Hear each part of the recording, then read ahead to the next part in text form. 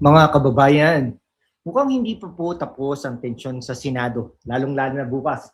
Marami tayong aabangan sa hapon, no? Magkakaroon ng opening session for the opening ng session for the plenary. Pero mga umaga, may mga committee hearings po yata yung mga yan, no? Hindi lang po natin alam yung schedule, pero in-expect po natin na mag-i-issue na po ng notice si Senador Rodante Marcoleta. No? Ngayon, sa halip na humupa ang kontrobersiya, mas lalo pa itong umiinit matapos ihayag ng ating hero na si Senador Rodante Marcoleta na nais niyang imbestigahan ang naging papel ni dating Senador Antonio Trillanes IV sa umano'y pagtatangkang ipatupad ang isang ICC warrant laban kay Senador Ronald Bato de la Rosa. At dito nagsisimula ang napakalaking tanong, bakit isang pribadong mamamayan ang tila kumikilos na parang opisyal na nakapagpatupad ng isang international warrant? Si Antonio Trillanes ay dating naging senador yan, isang term lang. Tumakbo bilang vice president, olats. Tumakbo bilang senador, olats. Tumakbo bilang mayor, olats. 3 beses na po yan tumatakbo, olats po lagi yan, no? At dito nagsisimula ang napakalaking tanong, no? Bakit ganoon? 'Di ba? May otoridad ba siya? May legal bang basihan?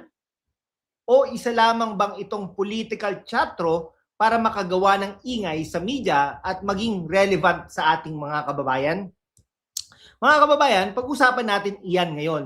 Pero bago tayo magsimula, huwag kalimutang mag-like, mag-share, at mag-subscribe sa hashtag WalkWithLan.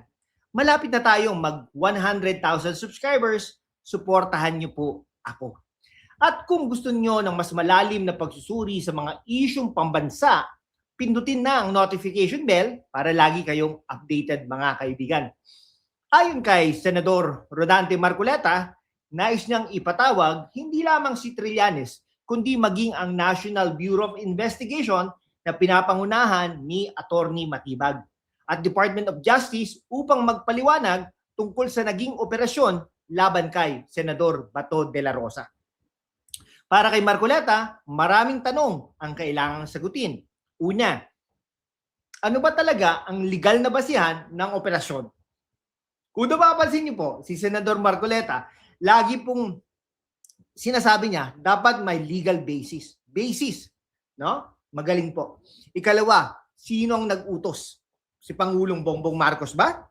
Si DOJ, yung DOJ Secretary? Yung Ombudsman? Yung NBI? Sino ang nag-utos? Ikatlo, ano ang eksaktong papel ni Trillanes? Dahil ayon sa mga ulat, si Trillanes mismo nagpapakita at nagwawagayway umano ng dokumentong sinasabing warrant mula sa ICC. Ewan ko. At dito nagiging interesante ang usapan, mga kababayan.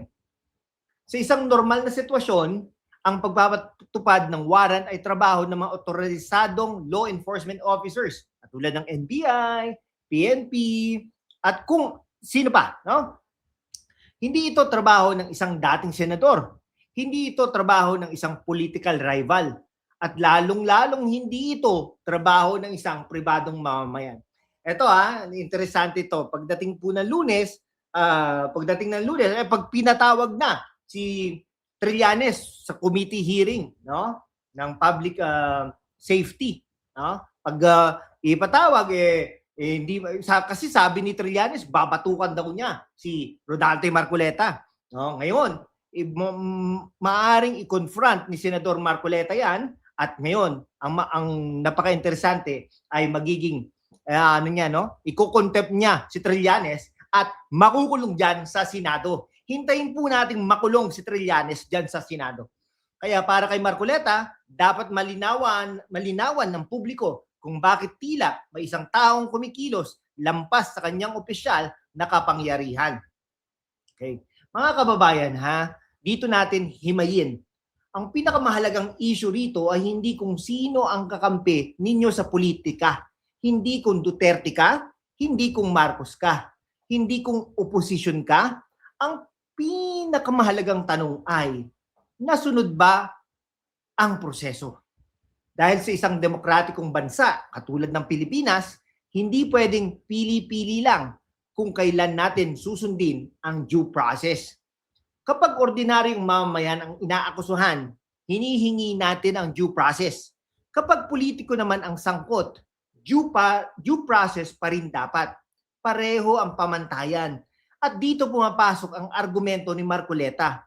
Kung may operasyon mang isinagawa, dapat malinaw kung sino ang may legal authority. Hindi sapat ang political opinion. Hindi sapat ang social media narrative. Hindi sapat ang press conferences. Kailangan ng legal basis. Kailangan ng malinaw na mandato. Kailangan ng accountability. Kung hindi ito masagot, natural lamang na magkaroon ng pagdududa ang publiko, tayo. At kung talagang tama ang ginawa ng lahat ng sangkot, bakit matatakot sa isang Senate inquiry? Kung malinis ang proseso, lalabas iyon sa pagdinig. Kung legal ang lahat ng hakbang na ito, mapatunayan natin yan sa ebidensya. Kaya para sa maraming taga-subaybay, ang panawagan ni Marcoleta ay simpleng paghahanap lamang ng mga sagot na matagal nang hinihingi ng publiko. Ngayon naman, pag-usapan natin si Trillanes. Sa halip na sagutin agad ang mga tanong tungkol sa kanyang papel, tila mas pinili niyang gawing political confrontation ang usapin. At dito, nagtataka ang marami. Kung talagang malinaw ang kanyang otoridad, bakit hindi na lamang ipakita ang legal na basihan? Kung talagang nasa tama siya, bakit hindi direktang sagutin ang mga tanong tungkol sa kanyang eksaktong papel sa insidente? Ngayon, pwede siyang kasuhan at pwede rin siyang makulong. Dahil ang issue nito ay hindi personal. Hindi ito tungkol sa pagiging matapang. Hindi ito tungkol sa pagpapakita ng tapang sa media. Ang issue rito ay accountability. Ang issue rito ay authority. Ang issue rito ay process. Mga kaibigan, at kapag may tanong ang publiko tungkol sa isang kontrobersyal na pangyayari, obligasyon ng mga public figures na mga yan na magpaliwanag. Hindi yung puro hamon at bangayan lamang. Mga kababayan, mas malaki pa rito ang nakataya. Ang Senado ay isa sa mga pinakamahalagang institusyon ng bansa. Kapag nagkaroon ng kalituhan tungkol sa law enforcement operations, judicial process at political interventions, naapektuhan ang tiwala ng taong bayan. Ito ang dahilan kung bakit mahalaga ang mga pagdinig.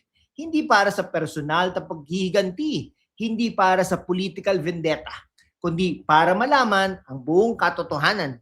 At kung may pagkakamali, dapat may tama yan mga kaibigan. Kung may lumabag, dapat managot. At kung may maling impormasyon, dapat malinawan. Mga kababayan, habang umiinit ang labanang ito sa Senado, isang bagay ang malinaw. Marami pang tanong ang naghihintay ng sagot. At mukhang hindi pa tapos ang kwento. Ano ang tingin ninyo? Tama bang ipatawag ni Senador Marcoleta, si Trillanes? May sabat bang paliwanag tungkol sa kanyang naging papel? O may mga detalye pa tayong hindi nalalaman?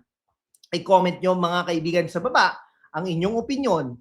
At kung gusto ninyo ng diretsahan, matapang at masusing pagsusuri sa mga pinakamainit na issue ng bayan, mag-subscribe na sa #WalkWithLan. Mga kaibigan, patungo tayo sa 100,000 subscribers. Ako si Lan. At tandaan ninyo, hindi kailanman kalaban ng katotohanan ang mga tanong. Dahil kung nasa katotohanan ka, hindi ka matatakot sa investigasyon. Hanggang sa susunod na Truth Bomb, ako si Lan ng #WalkWithLan. Mabuhay ang Pilipinas.